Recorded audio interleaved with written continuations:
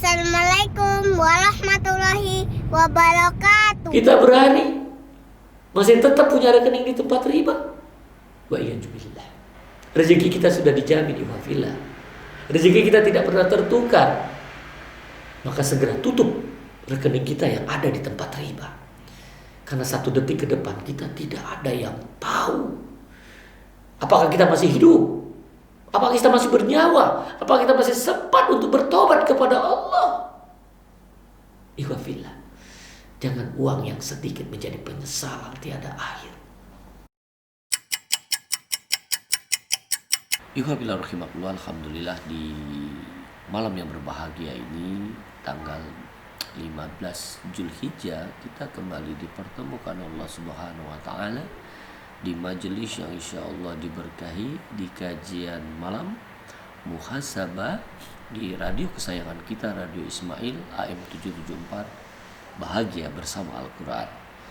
Di mana kesempatan malam hari ini kita akan membahas akad musyarakah. Kenapa ini harus kita bahas, Ikhwanullah dan juga sahabat Abi Abu Muhammad? Karena ketika kita tahu riba, langsung bahasa kita tinggalkan hutang. Sementara kita ingin mengembangkan usaha. Terjadi kekacauan di tengah umat ketika kita yang baru belajar ya, riba itu dianggap hutang.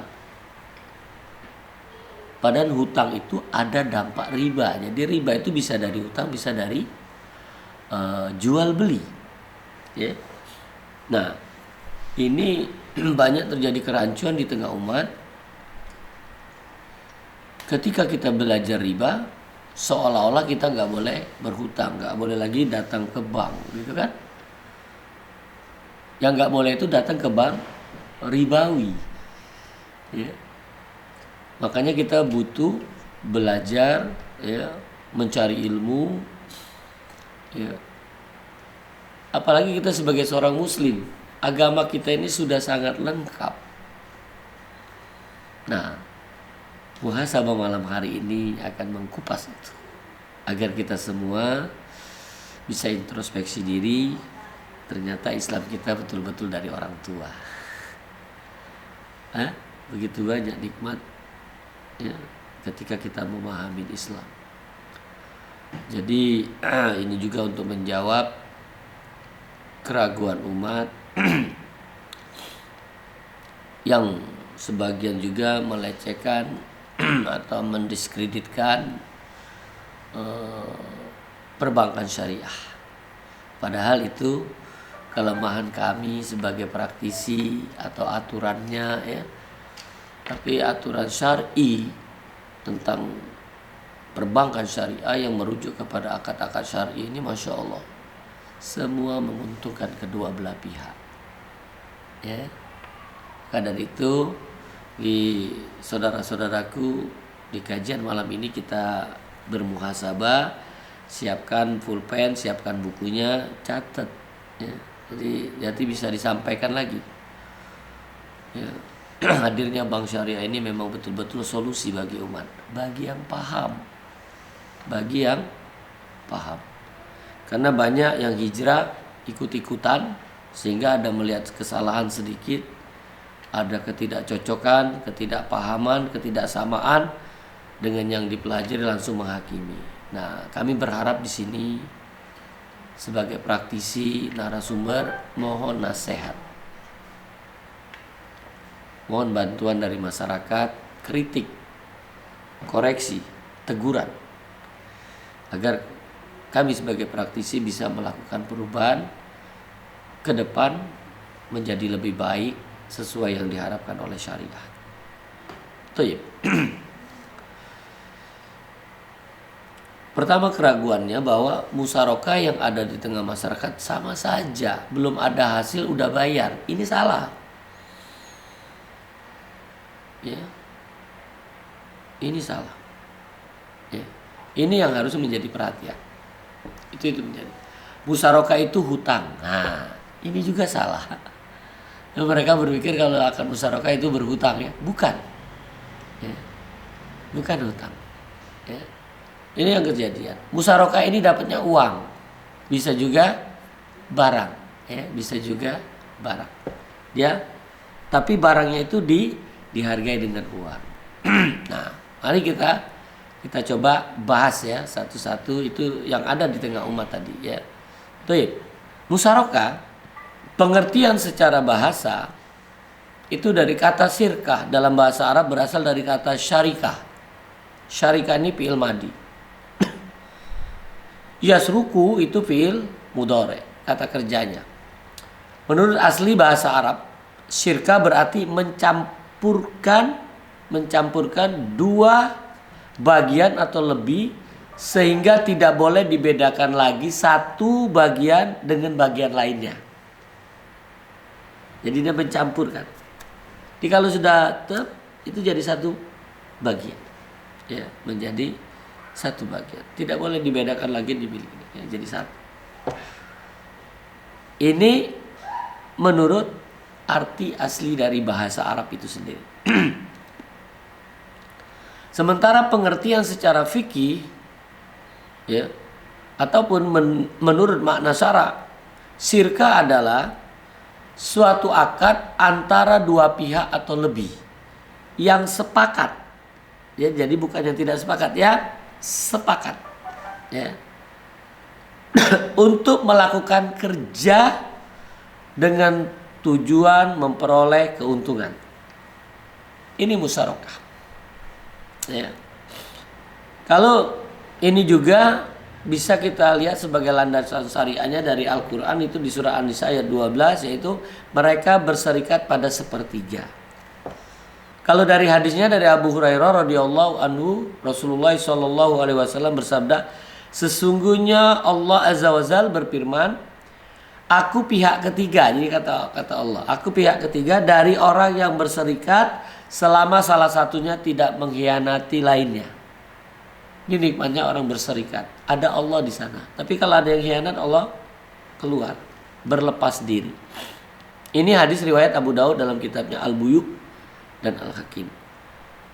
Ijma', yaitu Ibnu Qudamah dalam kitabnya Al-Mughni telah berkata, kaum muslimin telah berkonsensus terhadap legitimasi masyarakat secara global, walaupun terdapat perbedaan dalam beberapa elemennya. Musyarakah atau akad musyarakah ini atau kontrak ini apa? Musyarakah akan tercipta dengan cara kesepakatan di mana dua orang atau lebih setuju bahwa tiap orang dari mereka memberikan modal musyarakah. Mereka pun sepakat berbagi keuntungan dan kerugian, ya. Ini, ya. Kita akan lihat rukun musyarakah menurut Imam Hanafi adalah ijab dan qabul. Sebab ijab qabul ini akad yang menentukan adanya syirkah. Sedangkan menurut jumhur ulama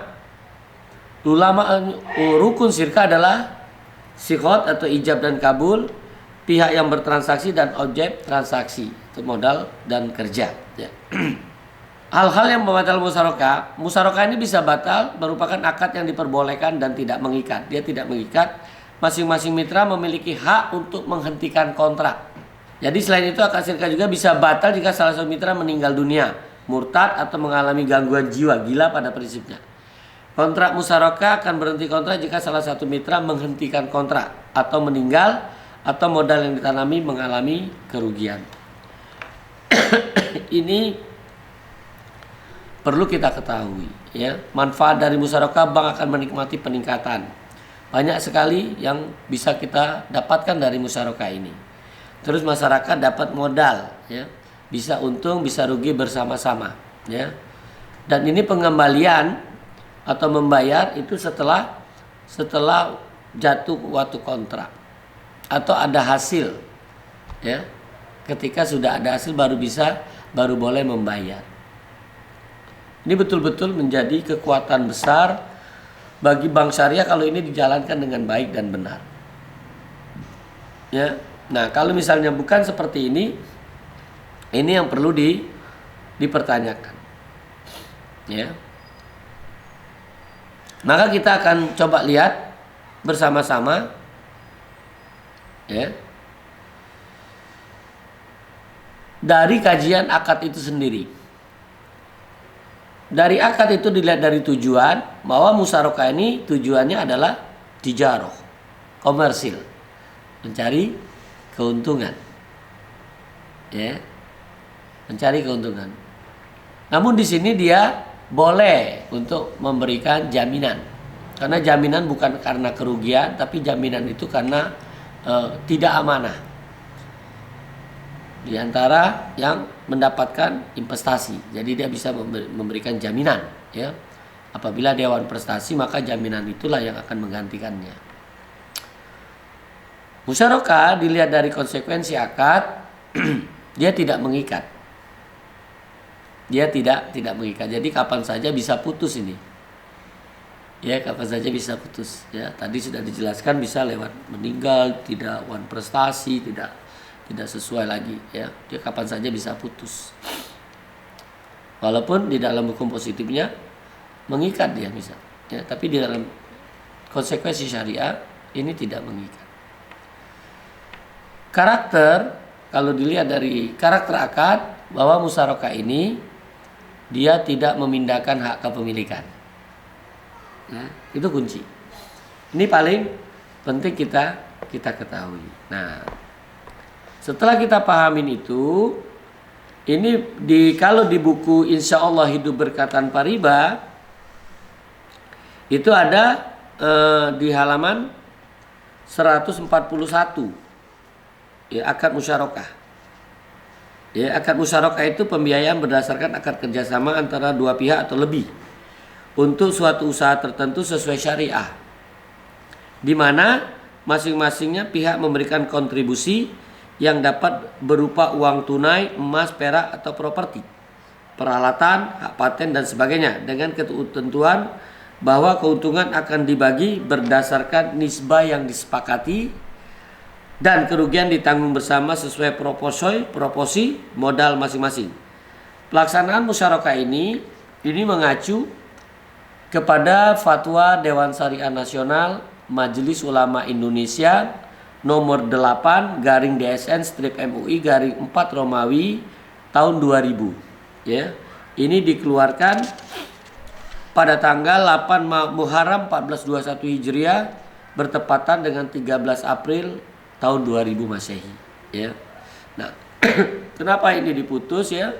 Dewan Syariah Indonesia ini menimbang bahwa kebutuhan masyarakat untuk meningkatkan kesejahteraan dan usaha terkadang memerlukan dana dari pihak lain, antara lain melalui pembiayaan musyarakah, yaitu pembiayaan berdasarkan akad kerjasama antara dua pihak atau lebih untuk suatu usaha tertentu, di mana masing-masing pihak memberikan kontribusi dana dengan ketentuan bahwa keuntungan dan risiko akan ditanggung bersama sesuai dengan kesepakatan.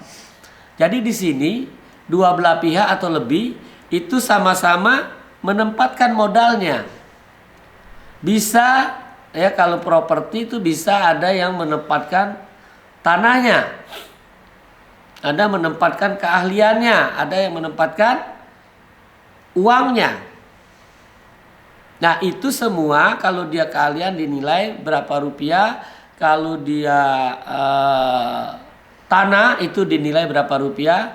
Ini semua dijadikan satu. Jadi porsinya kita sepakatin bersama. Ya, ini untuk menentukan kalau terjadi kerugian porsi modal itu.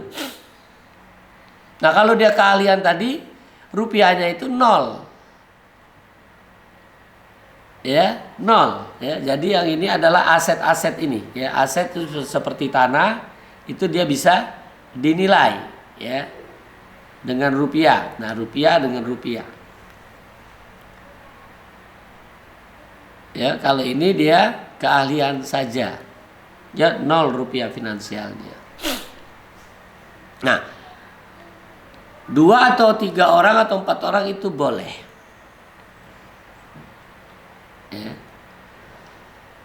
Sudah itu nanti kalau terjadi keuntungan dibagi sesuai nisbah yang disepakati. Bisa saja ini tanah ternyata hanya nilainya 20% dari total ya rencana anggaran biaya yang ditetapkan. Sehingga misalnya kalau berhubungan dengan investor atau bank syariah 80%. Nah, bila proyek ini atau usaha ini terjadi kerugian, maka yang punya tanah tadi nanggung 20%, ya. Yang bank syariah 80%. Yang keahlian 0. Nah, biasanya kalau cuma 2, kalau dengan developer dia punya tanah, dia punya keahlian. Jadi yang dinilai hanya yang 20%. Itu kalau terjadi kerugian. Kalau terjadi keuntungan bisa tidak 20-80. Karena keahlian dia bisa minta nilai. Sehingga bisa aja dia tawar ketika untuk keuntungan yang tadi modal cuma 20 bisa minta 50, bank syariahnya yang tadi 80 bisa turun menjadi 50. Jadi dia 50. Ini konsep ya. Makanya kalau tahu konsep ini, pengusaha nggak mungkin datang ke konvensional. Nggak mungkin minjam. Karena akad musyarakah ini bukan pinjam uang. Karena kalau rugi dibagi, kalau pinjam uang nggak kenal rugi. Makanya mereka yang pindah ke syariah itu memang betul dia pinter, punya ilmu berhitung. Kalau nggak punya ilmu berhitung masih tetap di konven. Jadi yang masih di konven nggak paham tuh berhitung dia.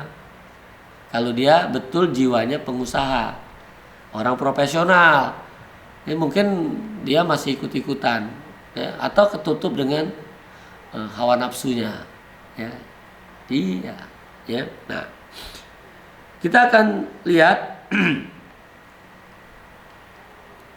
di sini timbangan Dewan Syariah Nasional menimbang ini yang B juga bahwa pembiayaan musyarakah ini tadi yang memiliki keunggulan dalam kebersamaan dan keadilan.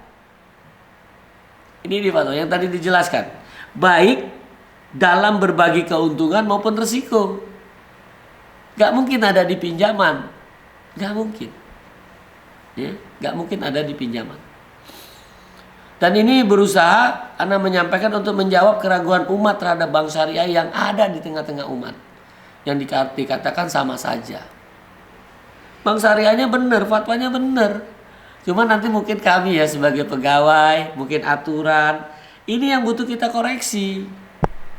Ini yang butuh kita kritisi.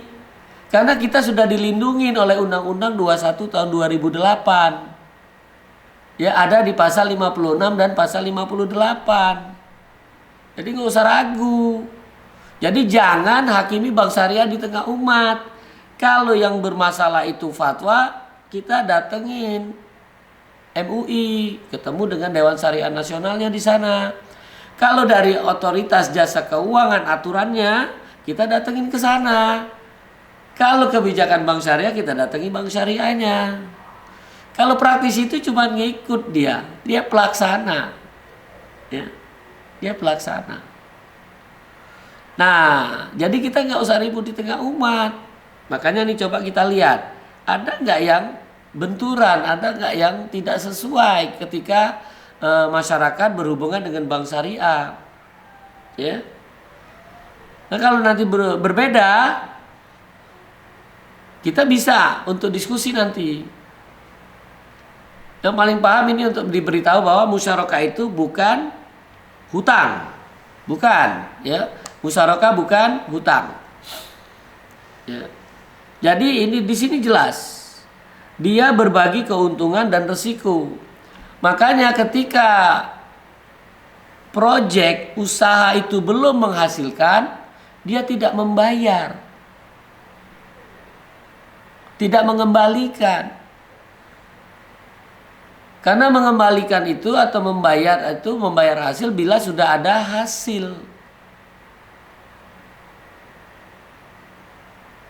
Nah, ini kan bisa menjadi pencerahan ini, mungkin bagi developer gitu ya, berhubungan dengan bank syariah. Beda kalau kita berhubungan dengan bank ribawi, belum ada hasil harus bayar. Nah kalau di bank syariah belum ada hasil harus bayar, wajar kalau di tengah umat dikatakan bank konvensional sama syariah sama.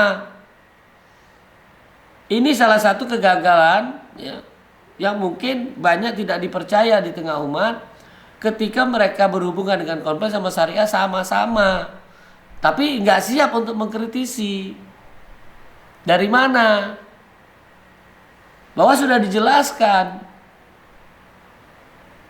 Ini kita bukan hutang, ya. Musyarakah itu bukan akad hutang, bukan. Makanya disinilah keunggulan praktisi perbankan syariah itu lebih di atas perbankan konvensional, karena dia harus bisa memprediksi ke depan, memprediksi ke bulan depan ini ada hasil atau tidak, ini proyek ini menguntungkan atau tidak. Kan banyak nih kadang-kadang praktisi bank syariah kan kami untuk bayar ke nasabah. Ini pegawai bank syariahnya harus belajar syariah dulu. Karena dana di bank syariah itu tidak mengikat untuk membayar hasil kepada nasabah. Karena kalau dia sudah menempatkan uangnya ke bank syariah, itu tidak harus tiap bulan dapat hasil. Karena kalau dia berharap tiap bulan dapat hasil, dia belum ke syariah. Nempatkan aja di syariah tapi otaknya masih di konvensional. Karena di bank syariah kalau akad wadiah itu tidak ada tambahan sama sekali. Itu akad hutang, akad wadiah itu. Nah kalau dia akad mudharabah, kalau mudharabah harus siap rugi. Jadi nggak ada alasan praktisi bank syariah ketika ada akad musyarakah belum ada hasil memaksa untuk membayar. Karena nasabah yang menempatkan dananya di bank syariah ketika dia berakad mudharabah, dia harus siap rugi. Rugi aja harus siap, apalagi tidak dapat hasil. Berkurang hasilnya, rugi aja dia siap. Ini yang harus sampai ke masyarakat. Ya kadang-kadang praktisi yang ketika menyampaikan ke umat salah redaksinya, belum tepat redaksinya, masih dia otaknya konvensional. Ini uang masyarakat lah. Ini investasi yang dia meyakinkan bahwa kepada bank syariah itu mampu mengelola dengan baik. Makanya praktisi bank syariah harus jelas ketika menyalurkan kepada masyarakat. Makanya untuk menghindari ini banyak perbankan syariah menempatkan penyaluran dananya di akad murabahah yang langsung bisa ada hasil. Nasabahnya mau ada untung mau rugi tetap harus bayar. Karena dia jual beli dengan cara angsuran. Jadi ketika dia sudah jual beli, dia harus bayar, mau untung mau rugi harus bayar. Ini kadang-kadang masyarakat nggak paham. Ini akad murabahah. Dia tidak kenal untung atau rugi. Nah karakter bank syariah itu akad musyarakah, akad mudharabah. Yang itu tidak bisa diikuti oleh perbankan riba. Iya nggak? Nah ini kalau para pengusaha tahu, nggak mungkin datang ke bank konven. Nggak mungkin. Hanya orang-orang yang tidak bisa berhitung lah yang masih memilih bank konvensional untuk dia mengembangkan usahanya. Karena dia tidak paham syariah. Kalau dia paham syariah, pasti dia cari syariah. Makanya banyak orang kafir yang datang ke bank syariah karena dia cerdas untuk dunia ini. Dia hitung-hitungannya cerdas. Yang dana dihimpun dari masyarakat muslim, ketika ingin menyalurkan, orang Islamnya nggak mau ke bank syariah. Maka dimanfaatkan sama orang kafir. Ini luar biasa. Ya mudah-mudahan muhasabah ini kita bermuhasabah di 15 Zulhijjah ini kita tersadarkan. Kita ada bank syariah. Jadi apapun kondisi bank syariah saat ini, harusnya kita sebagai seorang muslim, pilihannya tidak ada lain kecuali berhubungan transaksi keuangan di bank syariah. Apapun. Apalagi antum sebagai seorang pengusaha. Apalagi antum ingin mengembangkan usahanya. Ini banyak ya, kadang-kadang masyarakat ini luar biasa. Tadi pagi saya ikut webinar ya, properti syariah ya, yang belum syariah. Banyak terfikirkan bahwa pakai nama syariah saja rumah nggak dapet, nggak jadi rumahnya. Ya embel-embelnya selalu tanpa riba, tanpa denda, tanpa bunga, ujungnya tanpa rumah. Ini masalah. Kenapa? Karena izin-izinnya belum ada. Ternyata tanahnya belum dikuasai. Nah, kalau antum berhubungan dengan bank syariah, mudah-mudahan tidak terjadi seperti itu. Karena SOP-nya sangat ketat. Nah, untuk berhubungan dengan bank syariah, sertifikatnya harus jelas. Izin-izin harus jelas. Ini kalau praktisinya profesional, paham. Jadi masyarakat terlindungi, baik developernya maupun customernya, nasabahnya. Karena developernya diminta untuk memenuhi kepastian hukum, kepastian ada rumah. Modalnya disiapkan. Bayarnya kalau rumahnya terjual. Masya Allah. Semuanya. Makanya bank syariah itu solusi bagi umat. Tapi banyak yang ngeyel. Karena ketidaktahuan. Ya. Nah, kita akan jelaskan lagi lebih detail fatwanya. Apa isi fatwa dari Dewan Syariah Nasional Majelis Ulama Indonesia? Ya, nomor 8 tahun 2000 itu ya pada sesi kedua. Tunggu setelah yang satu ini.